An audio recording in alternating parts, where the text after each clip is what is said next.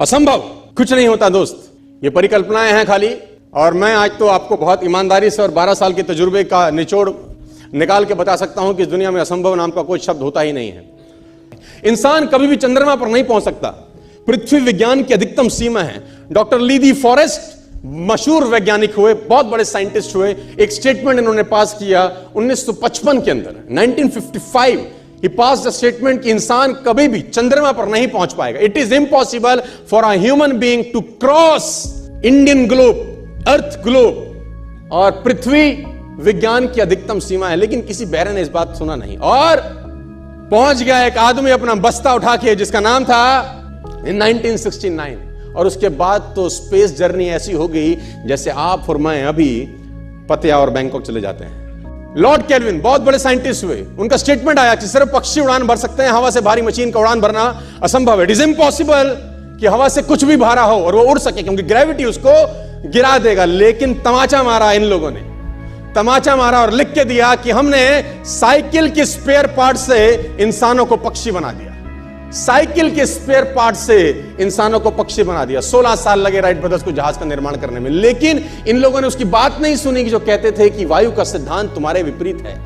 यह बात भंवरे को कही जाती थी कि भंवरा वायु के सिद्धांत के कारण कभी जीवन मोड़ नहीं सकता, क्योंकि उसके पंख उसके शरीर से हल्के रहते हैं। लेकिन भंवरा साला किसी स्कूल में गया नहीं आज तक। माई doctor told me I will never walk again.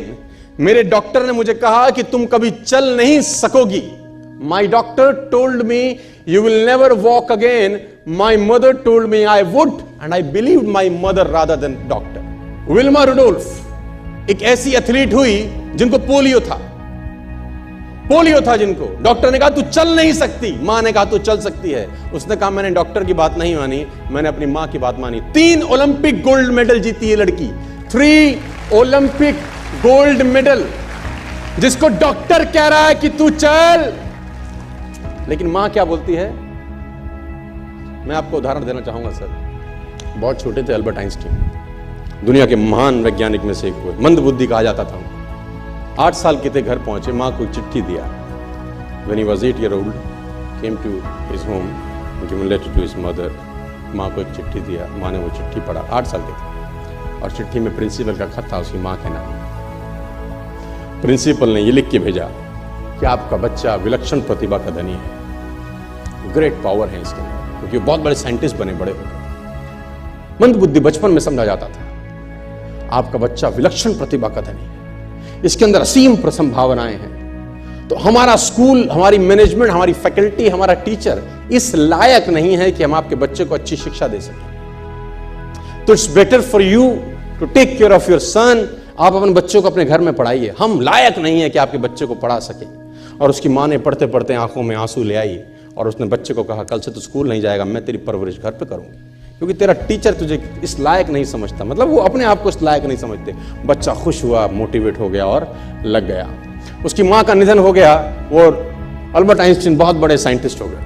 Albert Einstein जब बहुत बड़े साइंटिस्ट हुए तो मकान शिफ्ट कर रहे थे अपना, और जीवन का सच्ची घटना वो अपनी ऑटोबायोग्राफी में लिखते हैं कि जब मैं मकान शिफ्ट कर रहा था तो एक ड्रॉस के अंदर मुझे वो व्हाइट कलर का पेपर फोल्डेड अवस्था में मिला।